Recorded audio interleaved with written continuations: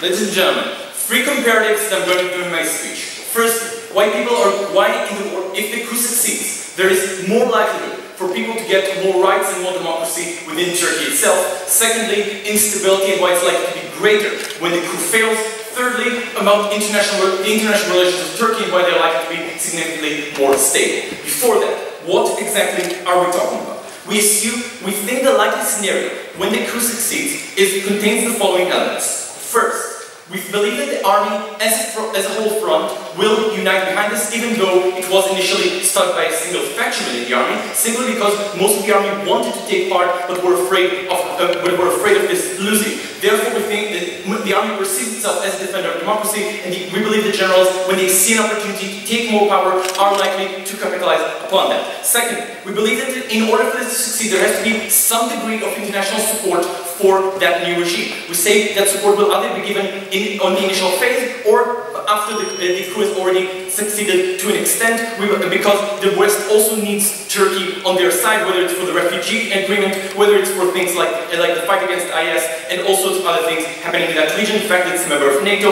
We don't believe that that they're being ostracized is a likely scenario. Third, we believe that the likely scenario is that the army, as it promised, will move towards a transition to democracy, like it has done 4 times in the past 50 years. We think that they are likely to suspend elections for, let's say, 2 or 3 years until they build up the infrastructure, draft a new constitution, and then reach another election. We also think that it's critical to note here that we're not comparing this to the status quo in Turkey. We're comparing this to the status quo in Turkey after the coup has failed, which means much more aggressive action by the Turkish regime in order to sustain itself, which we're going to be analyzing in our speech. But it's not okay for opposition to be telling us, but you see, Turkey today is more moderate or things of that sort, because we believe there is a counterfactual on both sides of the house. Let's start with rights and why we're likely to get more of them. Because we say that the Erdogan administration already today is becoming less and less democratic. We're talking about things like taking rights,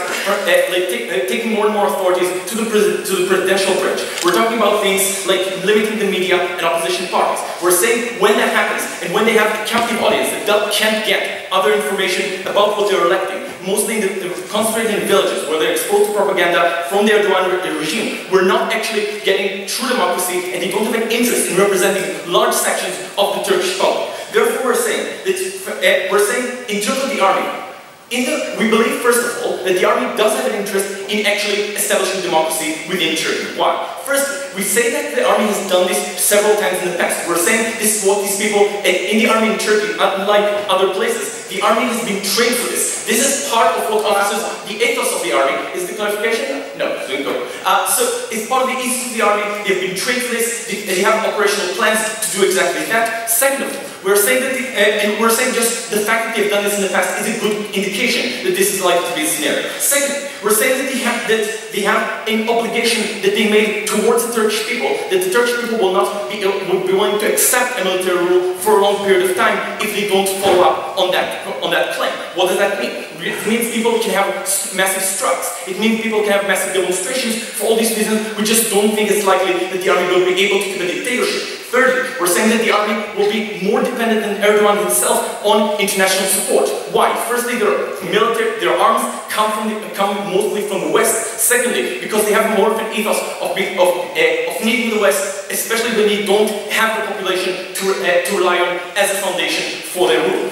So again, international pressure for democracy is likely to be significantly more effective than it is with Erdogan. But let's take the hard case here, the worst case scenario in which the army actually takes power completely, and show why this is still a situation in which people get more rights than under Erdogan. Because first, note that under a situation where a coup has happened, Erdogan is likely to take much more powers and to be able to justify taking much more powers in an sort of emergency situation. Secondly, note that when Erdogan is Islamizing Turkey, which he's been doing for quite a while, in terms of the constitution, in terms of courts, this means inherently that women, for example, are excluded and don't get the same rights under these courts because when he's implementing things that are closer to Sharia law. Secondly, because of the ousting of religious minorities and ethnic minorities, like we see with the PKK, we don't think the army has the same set of incentives there, because we believe the army specifically has an interest to has an interest to build upon more massive, broader public support, it doesn't have a reason to exclude those people.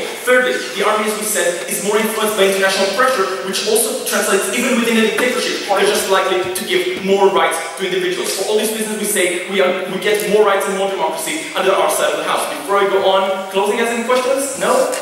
You asked us to accept the realistic comparative, but you need to offer us the same politeness. It's not realistic to say that just by taking power, all units of the army will be unified behind the coup, given the huge amount of conditioning the AKP has given it over the last 15 years of their rule. Thank you. Great. Let's talk about instability and compare the two worlds. We're saying that the likely scenario is for the coup to be ended quickly. Why is that the case? First of all, within the army itself, we're saying that, yes, the reason Erdogan has been trying to purge the military for quite a while is most of the generals and the high-ranking officers are still more loyal to the secular regime and constitution of Turkey. Secondly, we're saying that even if this is not the case, as soon as the coup, as we say, the coup has succeeded, that means that even people who have been supportive of Erdogan are just less likely to have the incentive to keep on doing that. They have more to lose and to risk by taking arms against the regime. Note the comparative, however, is that if the coup fails, there is still likely to be armed insurrection continuing. Why? Because we have people with a lot of weapons who are still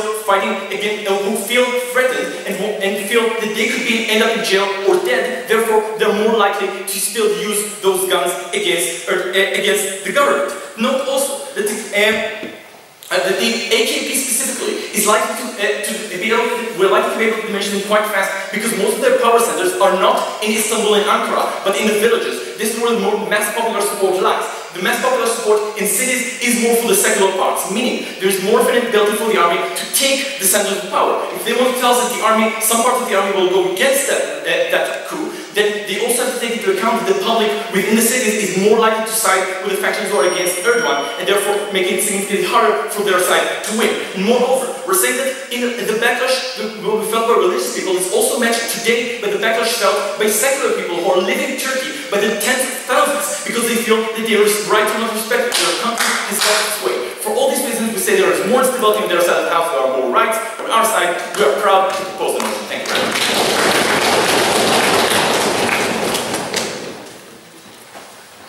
Thank you very much for that speech. Now please welcome the leader of the opposition. Here.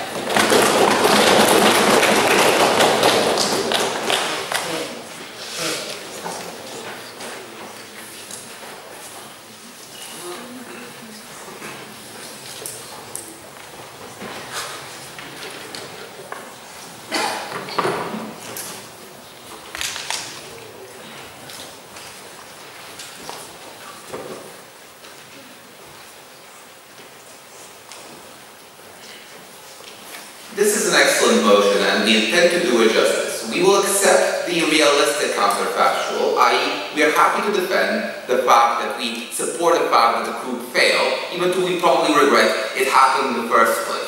But we also want to talk about the real world and the structure of the Turkish army, the structure of the Turkish state, the structure of the AKP, and what are the likely things to happen in the future. So let's go into the army first. Note, in 2005, Erdogan removed the chiefs of staff of the army, and that's not an accident. That's why the coup attempt was led by low-level army officers, because most of the top-up are already under the control of the AKP. We tell you there is likely that those units that are already dependent on AKP support and funding would be unlikely to support lower-level officers who are already against them and would be likely to want to oust them rather than cooperate with them, which means you would get a large degree of protracted insurgency. Now, admittedly, they claim cities are more secular, but this is a game of numbers. And yes, probably most of the support for the AKP is in the rural countryside. However, the AKP gets almost 50% of the total votes. Combine 1,000 villages, and you probably have more than the population of Istanbul. More importantly, a lot of those areas are in rural Anatolia, which are very easy to defend for guerrilla groups. So there is a likelihood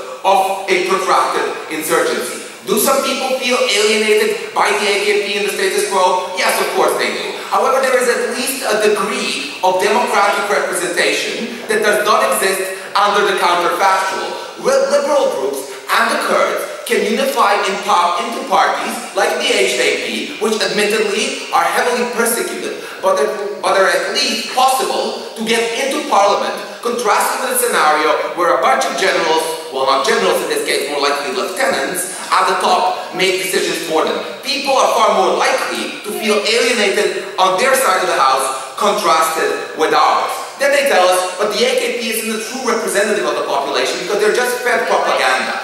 It is unclear to us why the Turkish army that's brought it up in military school, stationed in bases, would be more likely to know what the preferences of the average Turkish citizen are, contrasted to the AKP, which at least claims its legitimacy from the overall population and the overall vote. But then they tell us the army will be more dependent on the West. But I don't see what the implications of this are for Turkey. There are plenty of countries that are dependent on the West, but the West oddly turns a blind eye to gross human rights violations, be that a semi-dictator in a country just west of here, or more perniciously, individuals like Al-Sisi in Egypt, who can commit extrajudicial killings, mass imprisonment, but because he offers a degree of stability, which is what ultimately the international community care about, you get a blind eye turn to those things, so we don't see why it would be necessarily better to have less human rights violations. But they can't just get away with the fact that the coup will be successful. We claim it will be protracted instability.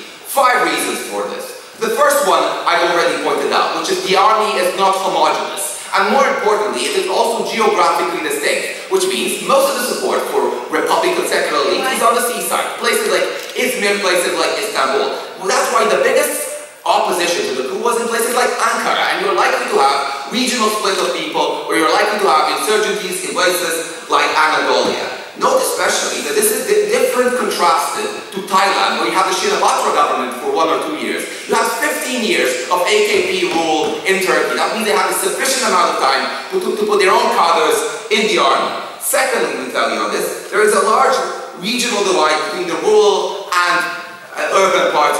As opening government pointed out, that is a crucial divide for the country. Thirdly, we tell you that there is a large faith aspect divide. The army was consistently seen as a defender of secularism. Note, for better or for worse, a lot of the Turkish population today care about the Islamic values. We in opening up don't think that is necessarily incompatible with democracy. The army often pressed down on religious institutions. They controlled imams. They banned the right of people to express their religion through things like wearing the veil. That's something people care about, regardless of what opening gun thinks about it. That's something that people are likely to rise up in opposition against once you have a military coup. So things like religious militias are probably likely to happen. And note that even individuals like Erdogan asked people to go out in the street and protest the army. Even if he was removed, there would probably be a lot of other AKP leaders or religious leaders who would also call upon their flock to go out on the streets, protest against the army, go into the hills. Fourthly, what about the Kurds? Now, both the army and the government can be equally prosecutorial, but the Kurds in Turkey mostly care about the formation of an own state. Any degree of instability is likely to be used by the PKK in order to create regional factions which would create an insurgency against the government. The same thing the Kurds did in Iraq during the Iraq-Iran war of the 80s. They would use the opportunity, which means you get more opportunities for regional instability. Fifthly, we tell you, there are 3 million Syrian refugees going into Turkey every year. There is even bigger likelihood of instability in those regions where it is uncertain who is in government. Closing. Just to clarify, do you think Erdogan's government is good, or is it bad and just should be replaced in another way? I think it's definitely far from ideal. It is certainly better than the counterfactual of a military government. What are issues with military governments? Firstly, it is unlikely to give up power because of risk that they will be removed or prosecuted for what they did in the coup. Secondly, though, military coups harm long-term democratization. Note, panel, the reason why the AKP is so authoritarian and was so careful to remove the chiefs of staff is precisely because of this reason, to decrease the risk of a likely coup in the future. So no matter when in the future the army decides to cede power to democratic institutions, any other political party that gets democratically elected has an incentive to be authoritarian, to control of democratic structures, for fear that the army will create a coup again. So any long-term odds for democratization in Turkey is removed by this. The army does not solve the problem, panel. The army is the cause of the problem. They remove long-term odds for democratization. Lastly, just the very fact that you would likely have instability, the fact that the army is unelected means you will have a decrease of foreign investors in Turkey. You're less likely to get things like investment, which in the end create the middle class, which help push through the social force that is necessary for democratization. That's why Turkey went through decades of recession. When you have coup after coup, that's why you have some degree of improvement under the AKP. In the end, it's clear that the AKP is far from perfect, but there is no reason why the army would make the situation any better. Incredibly hard to be in opposition.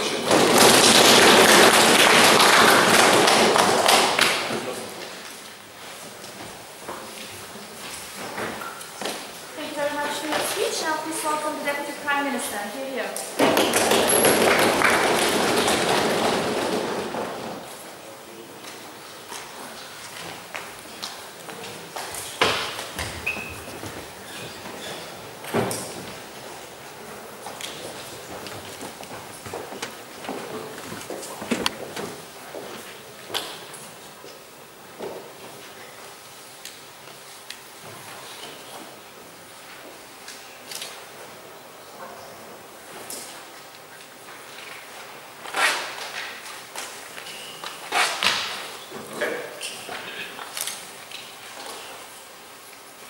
To the end of the speech, Syria says the following. The government now have a clear incentive to act against the army because they're going to fear another coup. Guess what? This is, I think, just symmetric to both sides of the house because the damage is already done. They're already going to be fearful that something like that is going to happen again. Therefore, they're already going to be fearful and have a clear blank check from the population in order to do exactly the same. Note, this logic applies, and yet the failure of symmetry applies to the vast majority of the speech that you just heard. Refugees and their issues and instability are likely to occur on both sides of the house. Investments are likely to be harmed on both sides of the house. As he says in the beginning of the speech, what you should actually consider as judges to this debate is what is going to, as it says, is a game of numbers. Where is it going to be worse? This is exactly what they're going to do in my speech. There are a couple of points of the battle before entering into critical comparatives. What the speech is going to be in engagement. Note, instability and regional splits, there actually can be good things. You know, maybe two Turkeys eventually are not going to be that bad. Secular Turkey or religious Turkey, maybe you should get a name specifically towards that. Even if you're going to have an autonomy of another Turkey in some places, it may even lead to an independent Kurdish place. Secondly, instability and less foreign direct investments are the opposite logic. This is why people feel more comfortable investing in Egypt under the assistance regime because it's usually more stability. It's completely dependent on whether you have more stability in order to move that. This is at best a derivative. Regarding the AKP and asymmetric powers, note, currently what is happening is the AKP have a clear incentive to be moderate even after a coup. Why? Because they're a democratic party that can eventually regain power via getting elected again later on in the elections that are going to happen eventually. The army does not have these incentives. As an army general, I'm going to be fearful that someone is going to prosecute me and kill me, and I have weapons to fulfill a counteraction. As a political leader, I don't have these incentives because eventually I can regain my power. These other members of my party can regain my power. Then he says, but the army is not completely homogeneous. We agree that the army is not completely homogeneous, but let's analyze the structures of the army more deeply. It is correct that sometimes Anwar was able to remove chiefs of state. However, he was not able to remove the entire generals, and more specifically, he was not able to remove the foot soldiers and the middle class soldiers. Why? NATO doesn't allow it. Simply that. The incentives of NATO do not allow him to replace the entire army because it needs to be a functional army, and you cannot replace everyone during the course of 15 years. It takes a lot of time to train them. Secondly, the people that actually know how to operate heavy machinery is a long course of training, and if you replace them with people who are not professional, even though they are quote-unquote under the army, they do not know how to operate jet planes and tanks, which can cause a lot more harms because people who actually control these having access to weapons that can make more of a damage, and these people are going to be more fighted under their side of the house. Moreover, soldiers do not have most of the time incentive to fight one against the other, because the army, the way so the foot soldiers themselves are trained, is a way of cohesion. The morals of the army, the way that you would work with one another, the fact that you have shared experiences with other factions, the fact that you will now have a common enemy of Turkey because the army is used in order to restrain ISIS. All of them show you that there is narratives that are likely to work together. Obviously, some factions are likely to resist, although these are not the factions that we most care about. Moreover, it's correct that 15 years of Erdogan, however, there is 80 years of a tradition of secularism of Atatürk in Turkey. It takes more time to replace specifically that, and the army is quite an effective brainwashing machine. Trust me, I know it via my personal experiences. Note. So here are the comparatives, because we accept that the army is going to be actually, people are going to feel more prosecuted, and people that have access to weapons are going to feel more prosecuted under our side. Why? Because the officers that have failed, because Erdogan has a blank check to pursue everyone in these populations, are going to feel threatened for their lives. He already arrested 3,000 soldiers right now, and he said that he has that he wants to have more of them. If you're talking about militias, if I now know how to have a jet plane and I control a military bases that have jet planes and tanks and have access to bazookas and weapons and automated firearms, and there are more people of me, there is just a greater likelihood there will be more militias under our side of the house, therefore more of an instability. So every point that Syria makes about instability and white men is actually worsened under their side of the house. Moreover, I said in the battle, no, politicians are going to be less likely to make it as enthusiastic to retaliate as an army, because this is not the ethos of the AKP. The entire idea is that we should be democratic. Democratic presidents usually don't use the army in order to bash other army factions within the country itself. Moreover, there is a clear way to decentralize just with heavy weaponry under our side. Moreover, now Erdogan has more of a capacity to even radicalize what he does to minorities and the opposition. How come? A, he needs to make a counter-response in order to not look weak in front of his own citizens after a failed coup. Two, note, he is going to have more of a cooperation with the West, right?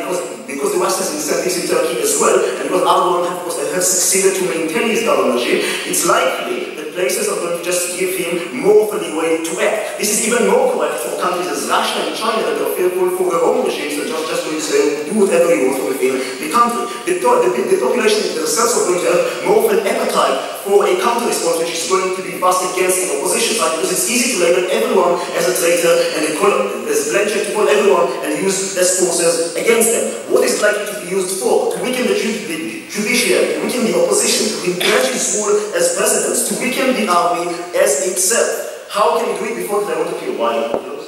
Yesterday.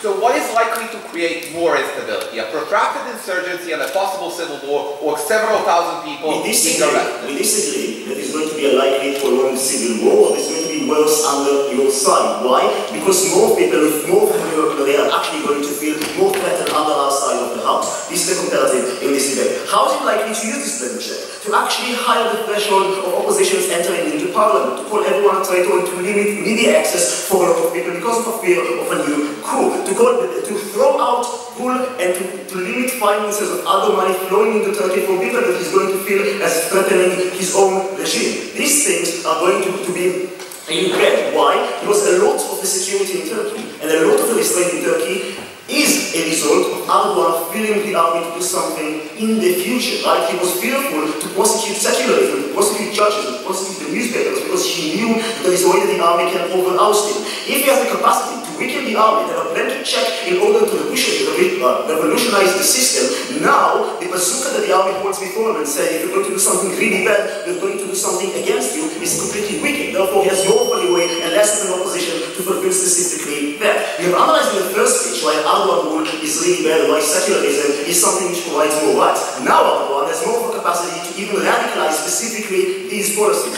More instability under our side, under their side of the house, and more pressure to Erdogan to have crazy policies under theirs. We beg you to do this.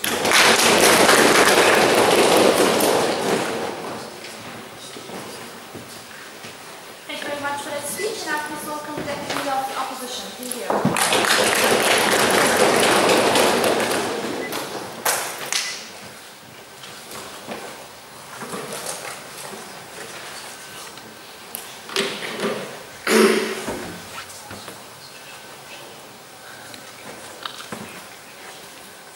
Two questions in this speech. Firstly, is this coup likely to be the velvet glove palace coup with no blood spilt that the opening government would have you believe? Secondly, even if this coup is entirely successful and does entirely pacify Turkey by the resulting military and post-military administration would be worse. So to the first.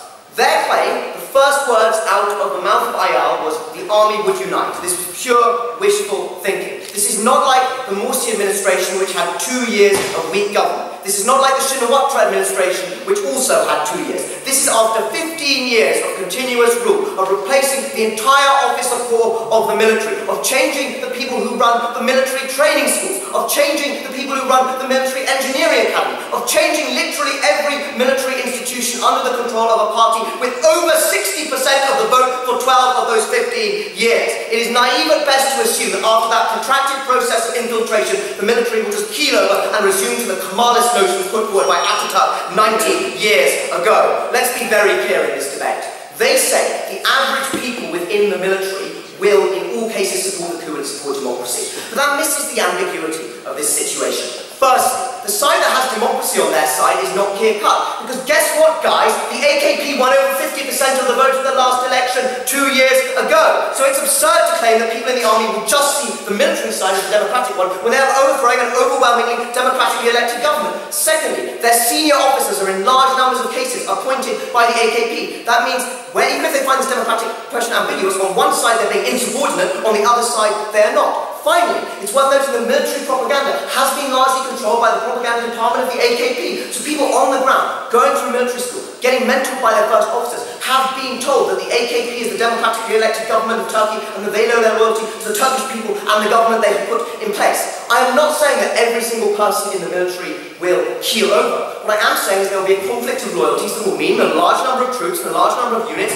will side with the AKP. Hint, that division is what's called a civil war. Why is this civil war likely to last a very long time? Firstly, because of the huge regional divide in Turkey. The important thing to note is that this allows military group units that are supporting AKP to regroup to rural areas, to get supplies, and once they're being attacked, to retreat to a safe zone where the majority of civilians support them. That is exactly what is required for a protracted civil war, where you can't win a quick victory in urban warfare because your opponent can go back, retreat, regroup, and come forward. That's why the war in Afghanistan lasted over a decade. Secondly, because of the huge mobilization of people on the ground through the mechanism of religion. Religion remembers the oppression of the military Kemalist regime, remembers the ban on the bed, remembers the fact that every sermon in the mosque had to go through the military propaganda department to say whether or not it was kosher in the eyes of the general.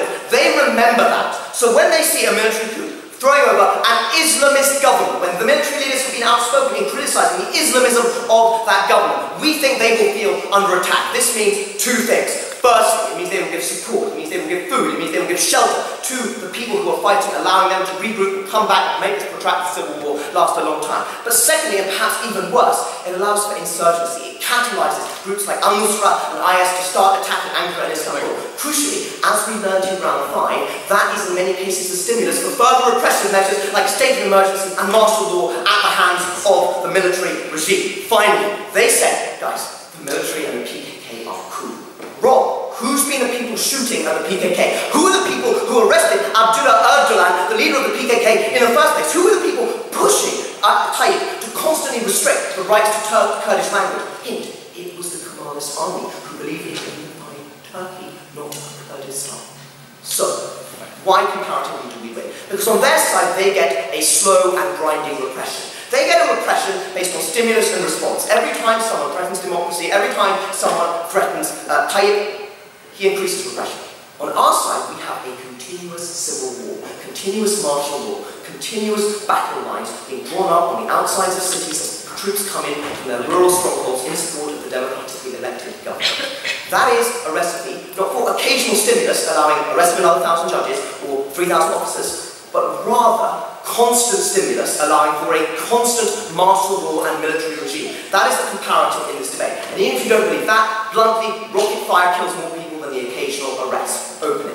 A division of loyalties within the army happens on both sides of the house, which means most of Michael's analysis is symmetric. However, we analyze why AKP has less of an incentive to start that civil war. No, dude, it's not symmetric because on your side the coup failed. On your side, those people who were fighting this coup went to jail. Their leaders were arrested, they were suppressed. The premise of your case is Tayyip is bad because as a result of this, he can can monopolize power. So yes, some people in the army are going to hate for that, but ultimately the premise of your case, and the reason you're so concerned about the repression, is that he can ultimately subdue that, right? So yes, the hatred is symmetric, but the point is the action on that hatred is not. So on the one hand, you have a civil war, on the other hand, you have a coup that's being put down. And finally, they say, and I love this, the AKP won't team up with the military because they hate each other. No, because the military, or factions of the military that we are talking about, are in support of the democracy that elected the AKP. That is exactly the incentive structure the AKP needs to team up with the military. So, why will the regime be worse even if it becomes democratic? They said Erdogan feels like he has a blank check because he feels he's counterbalanced by the army. That's true, and it's true on both sides to some extent. On your side, however, the army beats Erdogan. They're successful in a coup. So if this civil war doesn't happen, they feel there is no opposition whatsoever. So that problem is entirely symmetric, guys. Each faction counterbalances the other. By eradicating one, you don't solve the problem. But look, we told you why a military regime would in the long run be better than their one. And the ultimate reason is even if the military regime lets go of power, which is unlikely in the middle of a civil war and a protracted insurgency, as we saw in Thailand, for instance, where they still maintain power just because a bunch of guys in yellow shirts are potential bankrupting. That's what's going to happen when troops are coming in to Ankara. But let's think for a second. That democratic regime, and the reason that democratic regimes in Turkey always fail, the reason there have been falls in the last 80 years, is because people are afraid of military clashes, they try to centralise power. On their side of the house, they're afraid that there was an unsuccessful coup. On their side of the house, they're afraid that there was a successful coup that was capable of removing a government from power. On which side are you likely to be more repressive? When the military are unable to remove you from power, or when you are a government brought into place after the military deposed the last government, so you know they're able to pull governments away. That's the time when you're the most repressive, when you most try to centralise power, because in that scenario, the perceived risk posed by the military is the greatest, so you try to bulwark that via the greatest centralisation. You know what the irony is? This is a personal regime. This is a regime based on one man who can't even keep a prime minister for more than 6 months. This was a regime that was gradually, due to the decline of economic growth, on the way out. They, on their side of the house, replace it with civil war and despotism, proud to stand in opposition.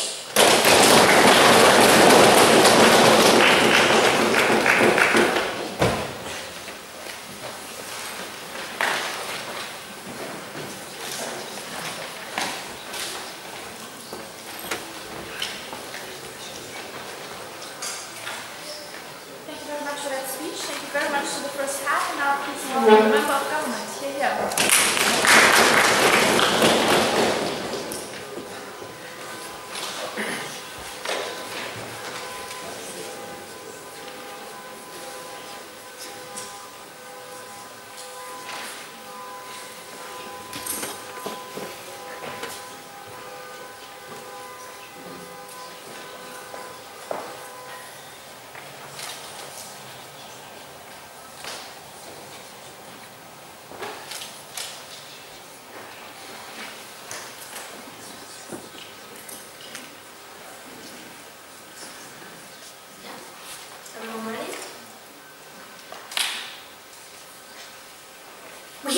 The opening opposition that this would not work, we would not have stability in the long run. You know what? This is not the criteria in this debate.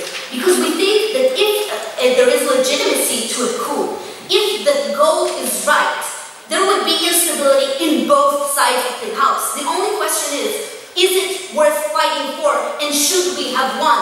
The French Revolution, to remind you, ended with people starving because they burned the fields, ended with war, ended with Napoleon, but we still think it's good because eventually it brought us liberalism and it brought us the values that we think are important. We think that if we look at society as a whole, it's much more important than the economy right now, or maybe how many people would die on each side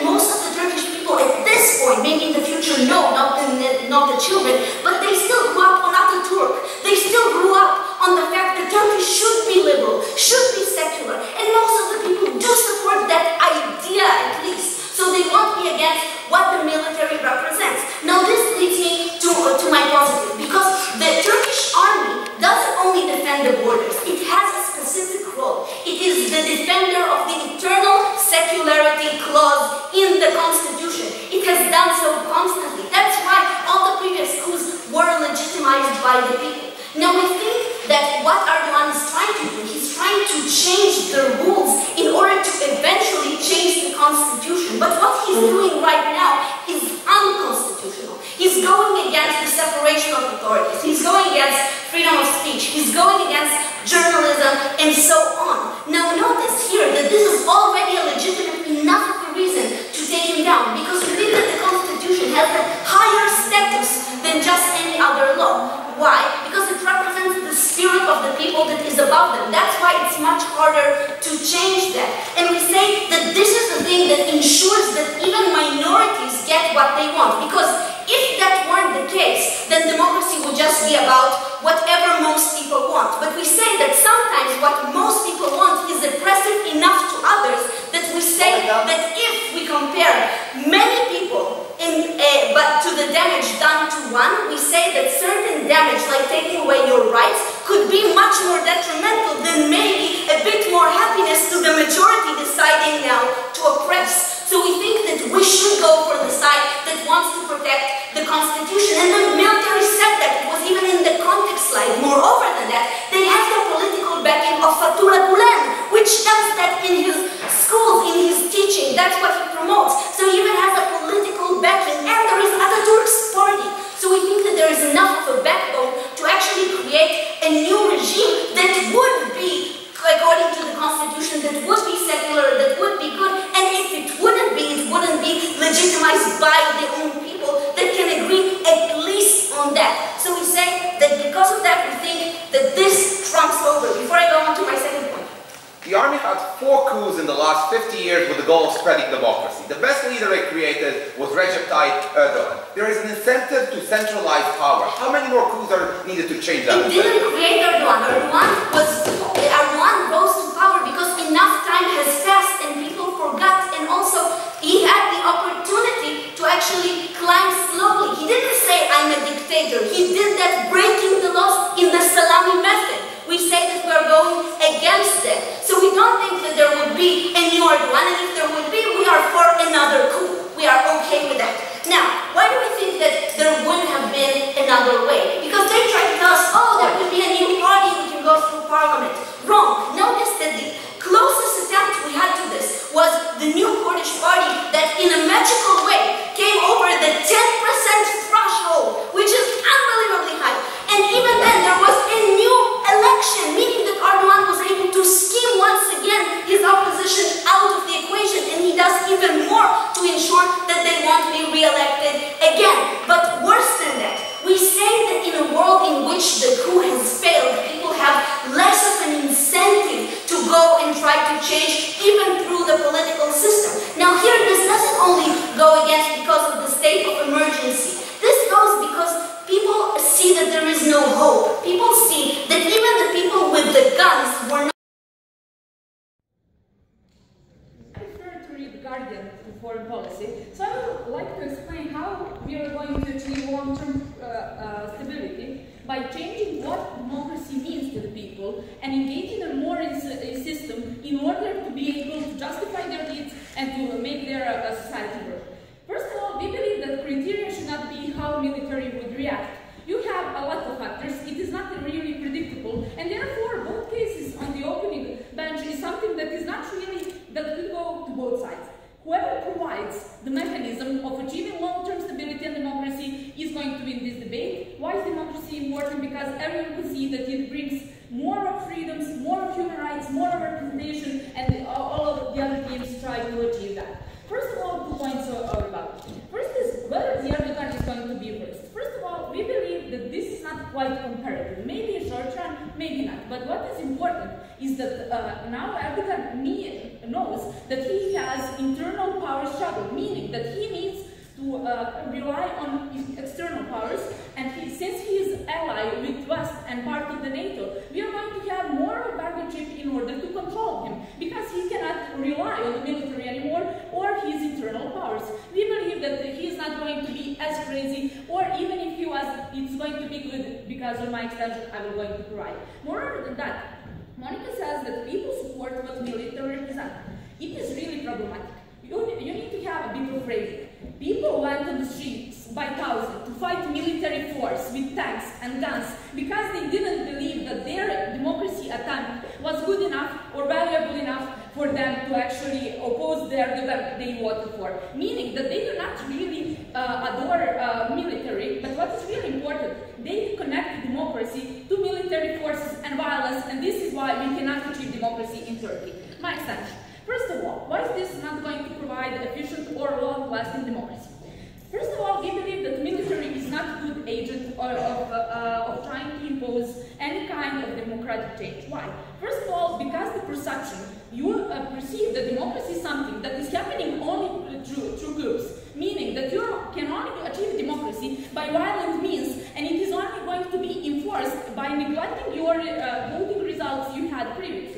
Moreover than that, we believe that military is not legitimate. Why? Because first of all, nobody voted for them. They do not have any connection to the people who are living under their society. In the following years, they are going to establish their governments. Moreover than that, we believe that there are some unique problems with military. You have gender misrepresentation. You have things that are uniquely there within their honor codes, and those things are not the representation of what every citizen or general public feels, and we do not have any kind of mechanism to express our dissatisfaction, meaning that when democracy comes through the military, you perceive it as something that is not yours, something that you do not want but is imposed. Why is this really problematic?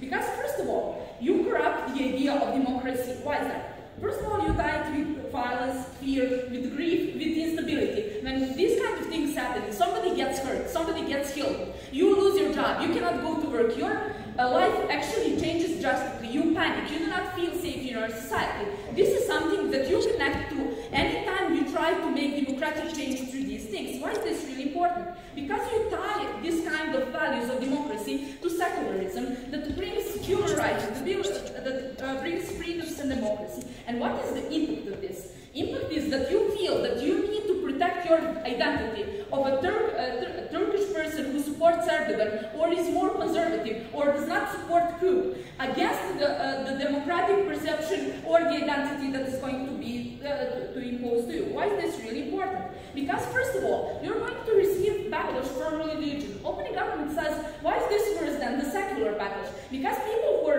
religious are usually A, more conservative in these areas, B, more prone to actually be under the influence of extreme rhetorics that comes from the south of Turkey, ISIS, whatever, meaning that you create more of the severe polarization, more of the people who are less likely to include themselves in the society. Why is this problematic? Because when you feel that you need to defend your identity, you antagonize all the others. If you believe that being secular Turkish is something that is going to be imposed to you, you're going to provide more of the exclusion for anything that is not your identity. But what's really important is that any kind of democratic idea of discussion in the future is going to be corrupted. Why? Because you now perceive people as traitors. If they try to discuss whether democracy should be imposed, they are the part of the military that actually enforced something, and nobody from the government ever proved that we have enough of a support of a love for military in order for this to pass just like that.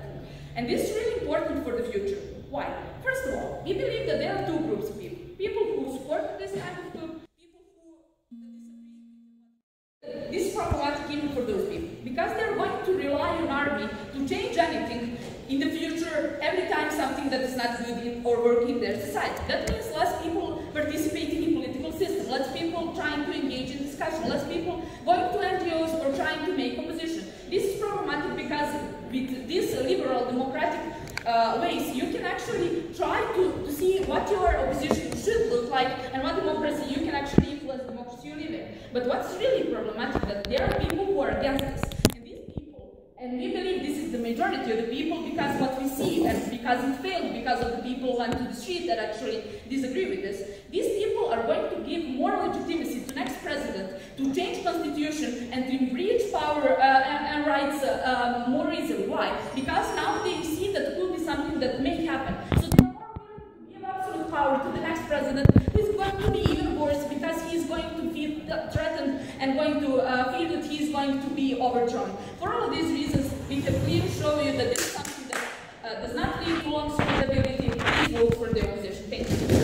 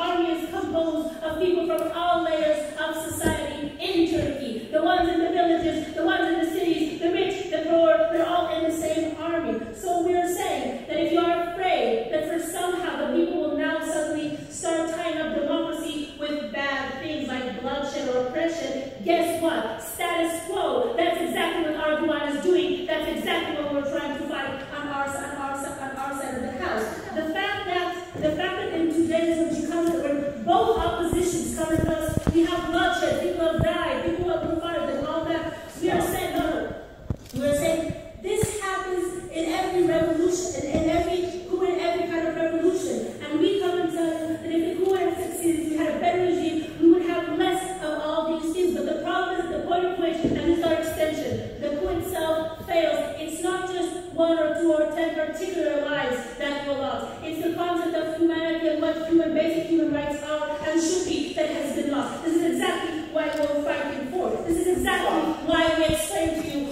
a way to assess whether we regret this revolution or not. It's not stability, yes or no. Nice discussion in the opening half of this debate. But this is not the criteria, because we cannot judge according to stability. Stability is something that always is shaken in times of coup. The question is, what are we fighting for? Is what we're fighting for worth the instability for the long term, for what we plan to achieve? And we tell you, yes, because when the goal are the basic human rights that are currently under oppression, under the Erdogan regime, we're definitely happy for some instability. It happens on our way to achieve that. So what? Not gets it.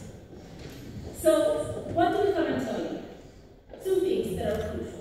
We first come and tell you that the idea of a political system, the idea of democracy, the idea of having a coup is not just survival and being alive. We want more. We care about more. We care about the identity of Turkey. Monica analyzed to the history and the background of the people growing up in Turkey today, which yes, still remember the legacy of Atatürk, even if Erdogan has managed to fool quite a lot of people, no, and to distract from the system. So we come and tell you several things, and particularly about the army. Well, opening government come up and tell us, somebody telling us that the army is the defender of the Constitution. We explain why is this so crucial, because the Constitution represents something that is bigger than any democratic vote or any democratic elections. There's a reason why even in the Western world you need a huge majority, not just a regular majority, in order to change the Constitution. That is why when they argue with us, the opposition, that, well, the army doesn't represent, that Erdogan was democratically elected, we tell you, it doesn't matter at the point of which he commits acts that are undemocratic by definition. We're saying the Constitution is the thing that comes to protect minorities, it comes to protect the rights of everyone.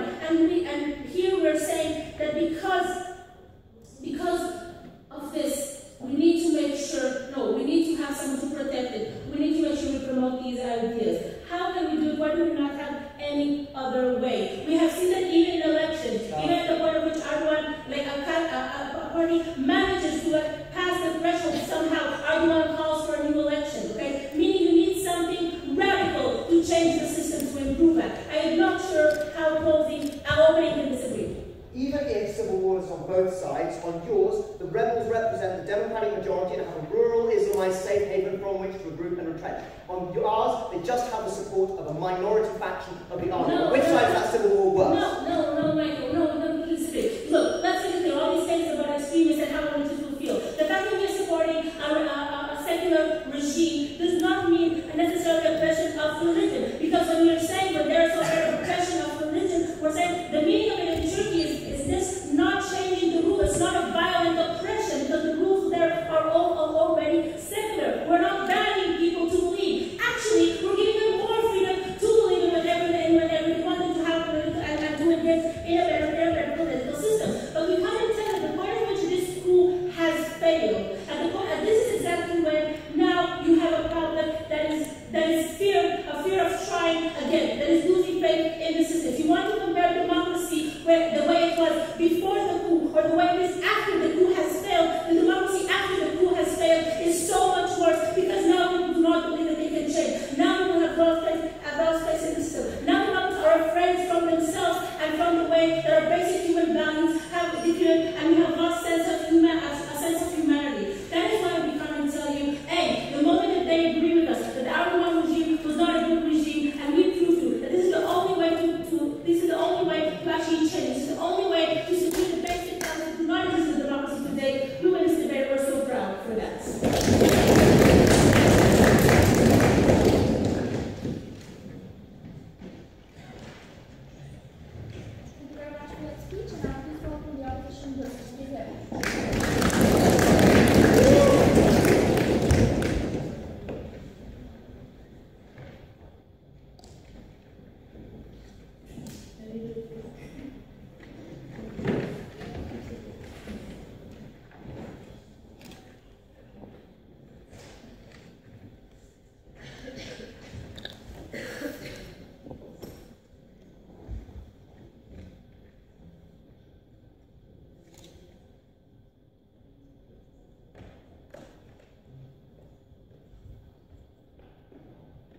When you receive a message from your president and you're willing to go outside unarmed and face the military, face people who are trained to actually kill people, when you're willing with them with your bare hands, that is when we believe that you, as people, actually believe in the system that is there. Maybe we, as like outsiders, do not believe that that is the way someone should live, that is the way that the state should function. But that is not up to us to decide.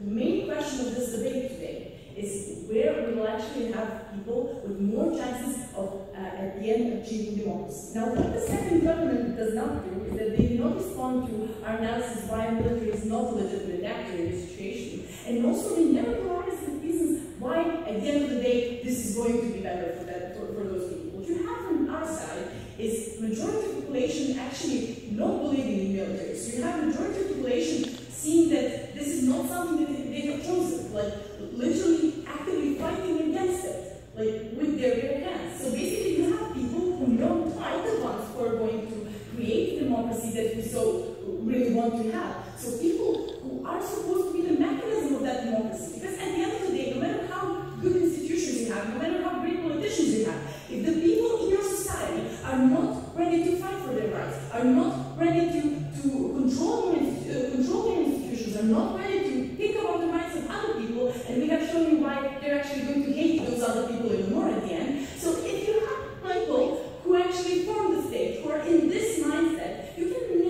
never actually have the democracy that you want. But like the status quo is that on both sides of the house you have a democracy. So neither of these two democracies are like not even okay. But at the end of the day, the democracy that we have is the one that has more prospect of eventually evolving and at least of not having a backlash against minorities, against people who can actually create a change in the system. So at the end of the day, no matter how weird the situation is, outside is less good. So further on, just a second. So one really important thing is that they've been trying to convince us that now that once the military is dead, it's like impossible to happen ever again for this government to be overruled. But not one way. The possible reason that a lot of people were not actually involved on the side of the military was because they were kind of expecting the coup to work. Why? Because that is how like all the previous all the previous presidents were actually overthrown. Basically, we have this culture, like people being like, okay, no, military is going to take care of it. What we see as on our side, when this has failed, people still have the option of going out to the streets and like disassembling the government, and it is quite possible. You might know that it has happened in Serbia. It's not only the military has given the lead of killing the spoiled government. Actually, people were out on the streets. People were demanding for the government to be lynched, and that is what happened with that government. So at the end of the day, people have the power. So before I did later. Okay. So like two main things here. First, what happens when you link democracy to violence, as Mia already like awesomely explained?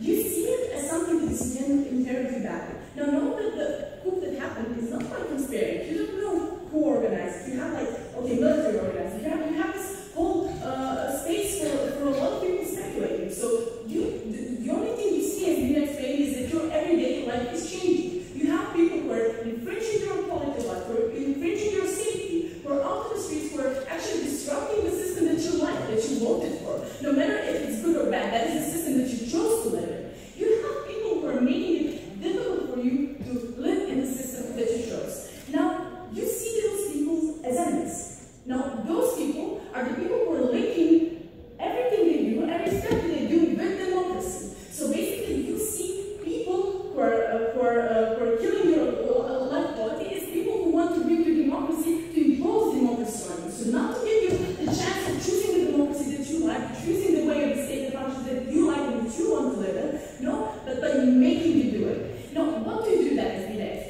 You then tend to generalize all the identities that you usually perceive as enemies. Why do they want to give us democracy? Because we do not take care of minorities as much as we should. So basically, it's minorities' fault. Why do they want to do it? Because we